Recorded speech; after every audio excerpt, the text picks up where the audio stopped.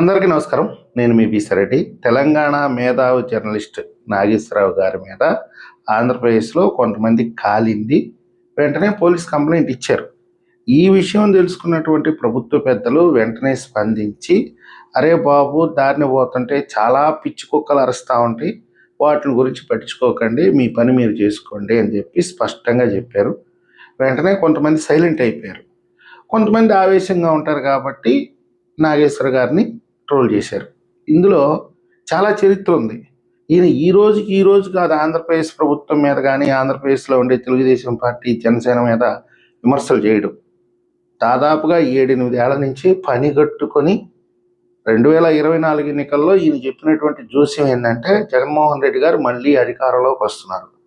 అమరావతి మీద కూడా ఆ రోజు జగన్మోహన్ రెడ్డి గారికి ఇష్టం లేకపోయినా మెడలు ఉంచి ఒప్పించారు అన్న ఆరోపణలు చేసిన మహానుభావుడు కూడా ఈ ప్రొఫెసర్ నాగేశ్వరరావు గారే.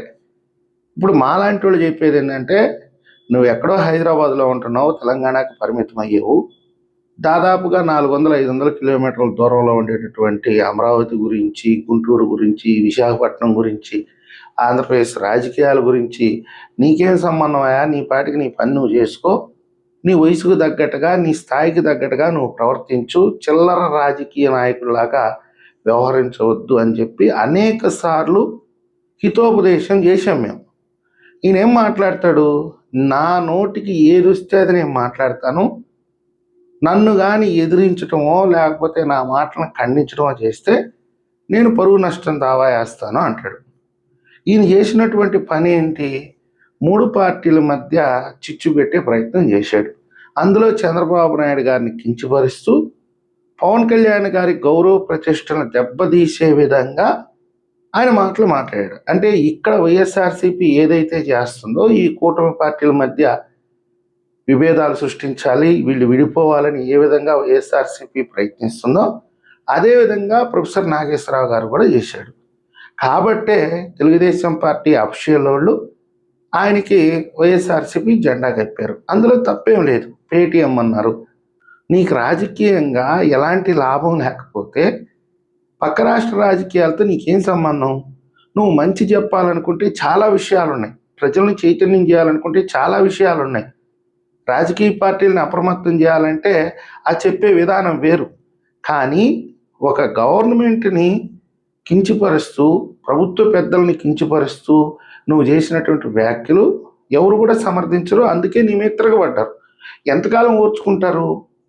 దేనికైనా ఒక హద్దు ఉంటుంది కదా. ఆ ఓర్పు నశించింది. నీ మీద పోలీస్ కంప్లైంట్ ఇచ్చారు. అయితే ఎక్కడ కూడా ఎఫ్ఐఆర్లు కాల. ప్రభుత్వ పెద్దలు వెంటనే స్పందించారు కాబట్టి నీ మీద ఎఫ్ఐఆర్ కాల. నువ్వు అక్కడ చేరి నీ ఫేక్ మీడియాల ద్వారా అరెస్ట్ చేయడానికి ఆంధ్ర పోలీసులు వస్తున్నారు, 1 గంటలో వస్తారు, అరెస్ట్ చేసి ఎత్తుకుపోతారు అని చెప్పి ప్రచారం చేయించుకున్నాం. దానికి ఆంధ్రప్రదేశ్ ప్రభుత్వం స్పందించి ఫ్యాక్ట్ చెక్ ద్వారా స్పష్టంగా తెలియజేసింది, మేము పిచ్చి కుక్కలను పట్టుకునే పరిస్థితిలో మా పోలీసులు లేరు, మాకు ఇక్కడ చాలా పని ఉంది, ప్రస్తుతానికి గజ్జి కుక్కల్ని, పిచ్చి కుక్కల్ని, సంగర్జాతి కుక్కల్ని వదిలేసాం మేమని చెప్పి స్పష్టంగా చెప్పారు. చెప్పిన తర్వాత అయినా నోరు మూసుకొని గమ్ముకుండాలి. అంతకుముందే బేషరతుగా నేను ఆ వ్యాఖ్యల్ని వెనక్కి తీసుకుంటున్నాను అని చెప్పి నాగేశ్వర గారు ప్రకటించడం అంటేనే సగం పోయింది ఆయన మీద ఉన్న గౌరవం, విలువ, పరువు, ప్రతిష్ట. ఆయన్ని చాలామంది ఇంతవరకు సమర్థించే వాళ్ళు కూడా సిగ్గుపడాల్సినటువంటి విషయం అది. ఎలాంటి ఆధారం లేకుండా ఇంతవరకు కూడా ఆయన చేసిన అన్నీ కూడా ఫేక్ అలిగేషన్లు. అసలు ఒకసారి చరిత్ర మనం ఒకసారి చూస్తే నాగేశ్వరరావు గారు మాట్లాడిన మాటలు ఎక్కడ కూడా సక్సెస్ కాలేదు. ప్రజలు ఎప్పుడు కూడా ఆయన మాటల్ని విశ్వసించలేదు. ఆయన మంచి ప్రొఫెసర్ అయి ఉండొచ్చు, మంచిగా పాఠాలు చెప్పి ఉండొచ్చు, మనమేం కాదనట్లేదు. కానీ ఆయన మాటల్ని ప్రజలు పట్టించుకోవట్లా. పాఠాలు చెప్పటం వేరు, రాజకీయం వేరు. రాజకీయ కోణం అనేది వేరే విధంగా ప్రజల దృష్టిలో నుంచి చూస్తారు. ఈయన చెప్పినంత మాత్రాన ప్రజలు నమ్మేసి ఓట్లు ఎట్లా వేస్తారు? అట్లా ఈయన చెప్పిన మాటలన్నీ ఆంధ్రప్రదేశ్ ప్రజలు నమ్మే పని అయితే జగన్మోహన్ రెడ్డి గారు మళ్ళీ గెలవాలి. ప్రజలు విశ్వసించలేదు. ఎందుకంటే వాళ్ళు పడే బాధలు వాళ్ళకి తెలుస్తుంది. నువ్వెక్కడో హైదరాబాద్లో కూర్చొని సొల్లంతా వాగితే ఆంధ్రప్రదేశ్ ప్రజలు ఎందుకు నమ్ముతారు నిన్ను? సో ఆయన వెనక్కి తీసుకున్నాడు. అంతకంటే ముందు ఆంధ్రప్రదేశ్ ప్రభుత్వం కూడా ఇలాంటి కుక్కల జోలికి పోవద్దని చెప్పి స్పష్టంగా చెప్పింది. ప్రభుత్వ పెద్దలు కూడా చెప్పారు. ఆ తర్వాత నిన్న సోమాజిగూడ ప్రెస్ క్లబ్లో వీళ్ళు ఒక రౌండ్ టేబుల్ సమావేశం ఏర్పాటు చేసుకున్నారు.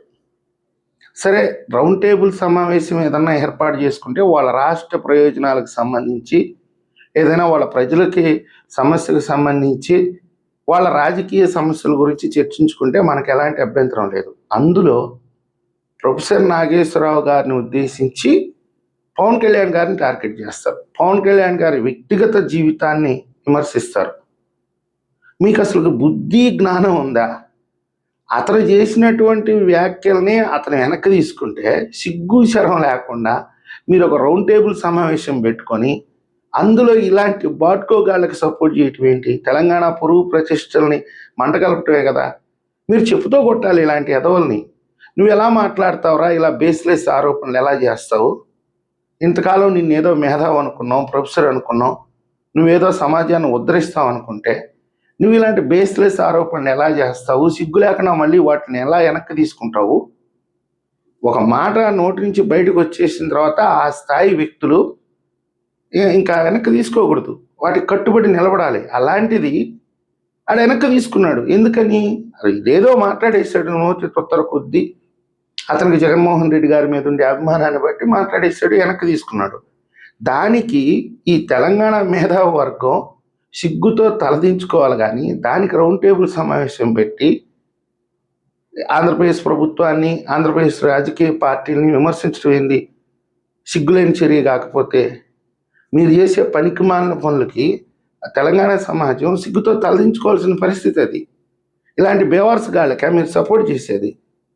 తెలంగాణ గడ్డ పోరాటాల పురిటి గడ్డ, నీతి నిజాయితీకి కట్టుబడి ఉంటారు.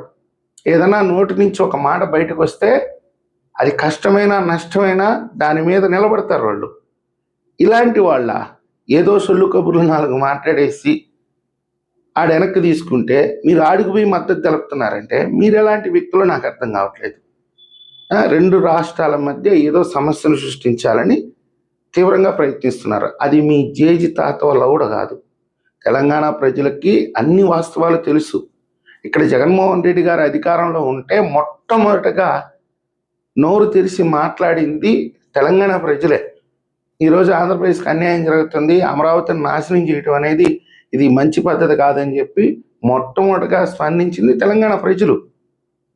మీ ప్రజల పక్షాన నిలబడి పోరాటాలు చేయాల్సినటువంటి వ్యక్తులు ఈరోజు ఒక పనికిమాలిన సన్నాసి ఒళ్ళు తెలియకుండా ఏదో మాట్లాడి ఆ మాటలు వెనక్కి తీసుకుంటే అతనికి మీరు మద్దతుగా నిలబడి ఆంధ్రప్రదేశ్ ప్రభుత్వాన్ని సవాల్ చేస్తున్నారు, చట్టాలను సవాల్ చేస్తున్నారు, రాజ్యాంగాన్ని సవాల్ చేస్తున్నారంటే మీరు ఎంత మాత్రం పోటుగాళ్ళో అందరికి అర్థమవుతుంది.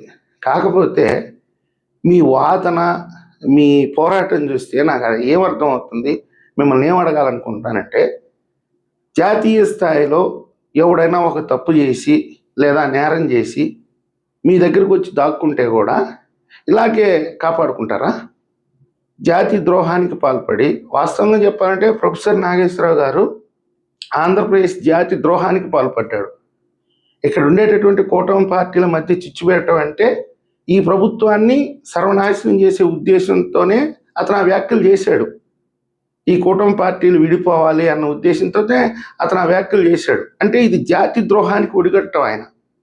అదేవిధంగా ఎవరైనా సరే దేశద్రోహానికి ఒడిగట్టడం, లేకపోతే ఘోరమైనటువంటి నేరాలకు పాల్పడడం ఇలాంటివి చేసేసి తెలంగాణకు వచ్చి దాంకొని మిమ్మల్ని ఆశ్రయిస్తే ఇదే విధంగా మీరు పోరాటం చేస్తారా? సిగ్గుందా మీకు అసలుకి? పవన్ కళ్యాణ్ గారు స్పష్టంగా గౌరవంగా చెప్పాడు, ఆయన విషయం పట్టించుకోవద్దు, ఆయన మాటలు వెనక్కి తీసుకున్నాడు, ఇక ఆయన గురించి వదిలేసిండే అని ఆయన స్పష్టంగా చెప్తే ఆయన్ని వ్యక్తిగతంగా దూషిస్తారు. ఏదైనా ఒక హద్దు అదుపు ఉండాలి. మీ నోటికి ఏది వస్తే అది మాట్లాడితే ఇక్కడ కూడా నోరు మూసుకొని ఉండేవాళ్ళు ఉండరు. ఇక చాలు మీ వేషాలు, కొంచెం ఆపితే చాలా బాగుంటుంది. ఈ వీడియో మీకు నచ్చినట్టయితే లైక్ చేయండి, సబ్స్క్రైబ్ చేయండి. ధన్యవాదాలు.